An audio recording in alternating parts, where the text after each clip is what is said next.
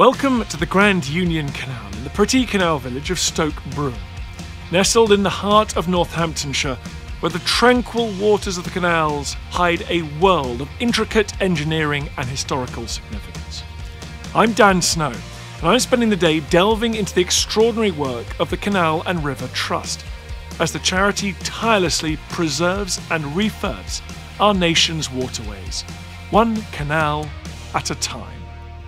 Join me as we step behind the scenes with cameras to witness firsthand the monumental effort it takes during the winter months to keep canals alive.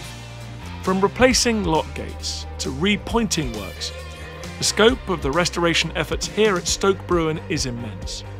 But every nail hammered and every stone laid is a testament to the Canal and River Trust's commitment to safeguarding these precious canals.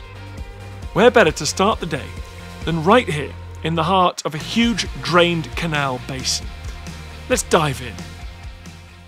Andy, I've never stood in the bottom of a lock before. It's very exciting. What are we looking at here? What's these big holes in the wall?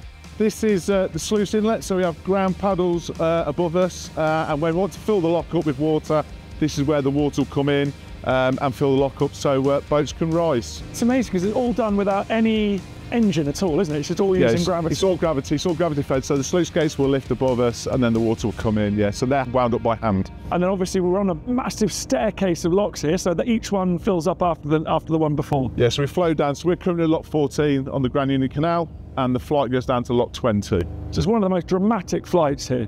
It is a very good flight, yeah, it's very dramatic. This is, this has been here since the 1800s, so we linked through about 1805, we've got the Blissworth Tunnel above us, so yeah, it is great and exciting. Does that mean these bricks have been here since 1805? I believe so, yes, and I think they were made locally, just down the canal here. And is it unusual to have brick on the floor rather than just the sides? Yes, it is very unusual, because sometimes they're a clay bottom, there are locks that have got wooden bottoms, but normally it's clay. But with brick sides. Now, what's your job here? What are you doing here, Andy? We have work going on here and further down the flights at lock 16 and 18, and I'm responsible to make sure all that work takes place and is done safely and efficiently. And what is that work? Replacing the gates? Replacing the lock gates. So replacing the lock gates on 3 of our locks. We're replacing lock ladders further down the flight, and here we're fitting the gates here today. So you're just the latest in generations of people doing your job, keeping these things alive. Yeah, we're very honoured. I'm very privileged to be in the role I am. Years ago there used to be, there'd been 20, 30 people in here to dig the lock out, what they called navvies at their time. This has been here 200 years. Hopefully some of the work we'll do will help it be here for the next 200 years. But looking at it, is this the original 200-year-old fabric because it's in pretty good condition? It's in very good condition, yes. This would have been here 200 years ago, so stonemason and bricklayers of their time would have replaced this. And why bother? Because it's we're here with a legacy. This is a 200-year-old structure that we want to be here for the next 200 years.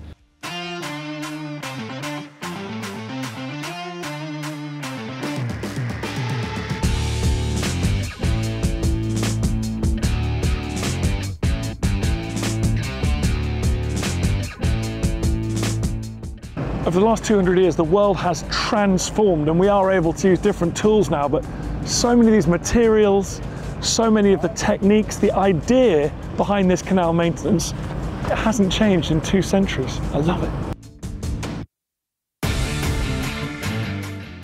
So what we're looking at here, Andy? We're just lowering the sill bumper into place now, and this is what protects the front of the lock when boats come in, when they're going up the lock. So when the barges or the narrowboats smash into they don't do so into the masonry. Masonry, so yeah, preserves that, keeps that longevity.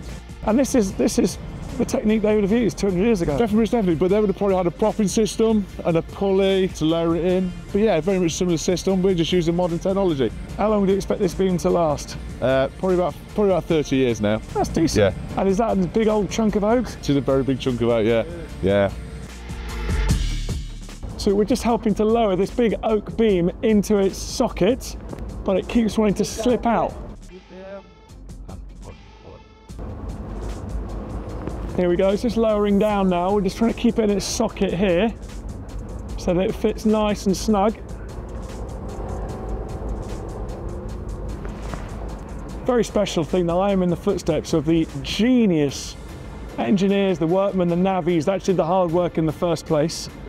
And I'm part of the kind of refurb process, sprucing it up, making sure it lasts for another, well, maybe 200 years.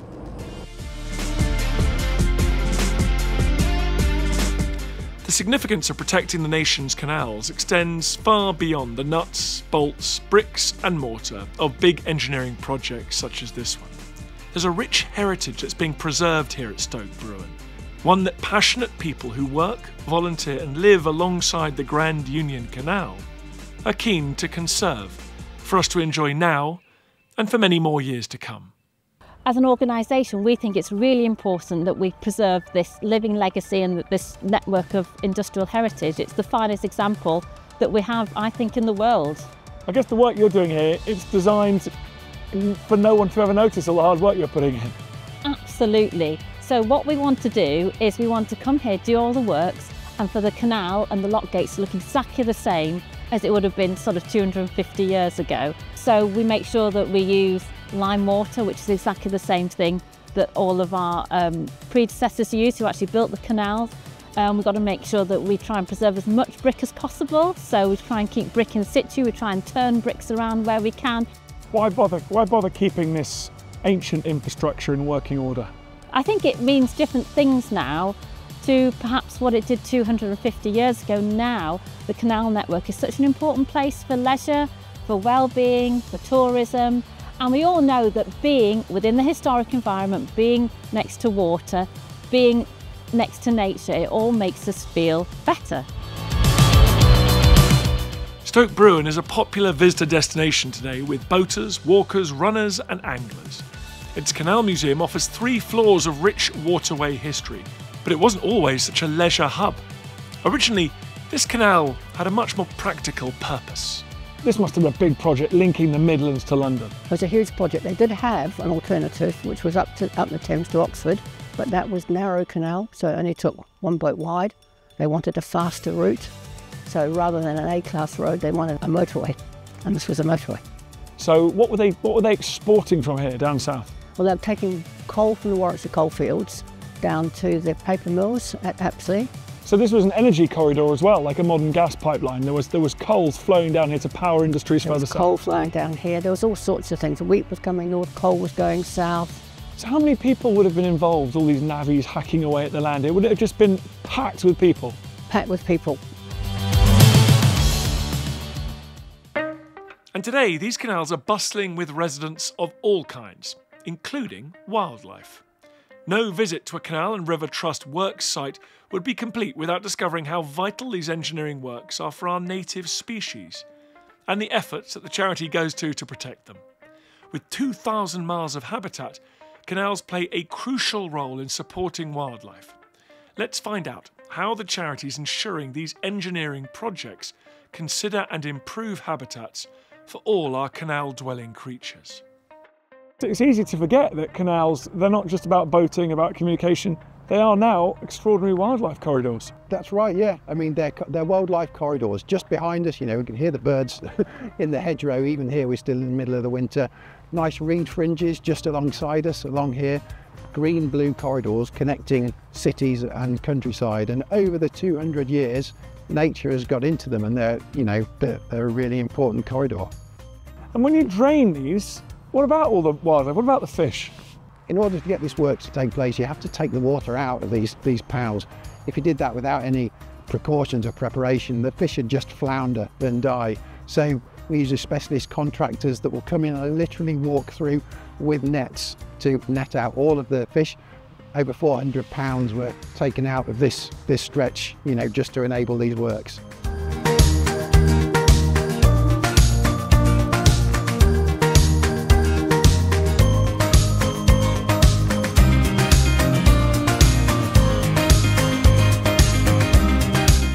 Just seeing the amount of work that you and your colleagues do to keep this going is extraordinary.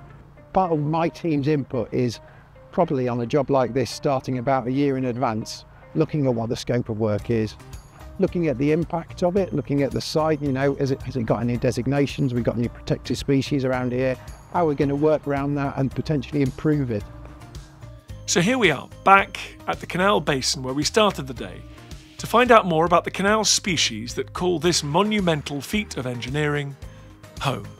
Well, I'm surprised to see there's wildlife down here. You look at a muddy canal, you don't think it's abundant? No, that's right, yeah. So we're here in the bit which is nearly always wet apart from in these occasions. So the things, we've got mussels here, some zebra mussels, Some mussels. feeding on the wall.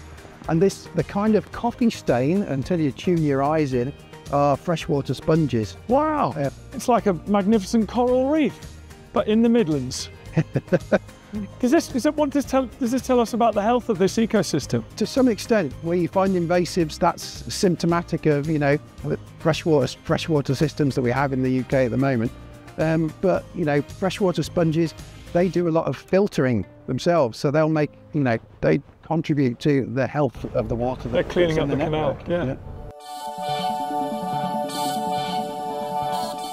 As I was watching all the repair work being done on these canals today, I was just struck by how unusual it is. I don't think anywhere else in the world they've got a huge national infrastructure which is 200 years old, more than that, which is still being used for its original purpose. There's so much talk of living history, but what could be more alive than these still operational ancient canals? You can take action to protect your local canal by supporting us with a gift today.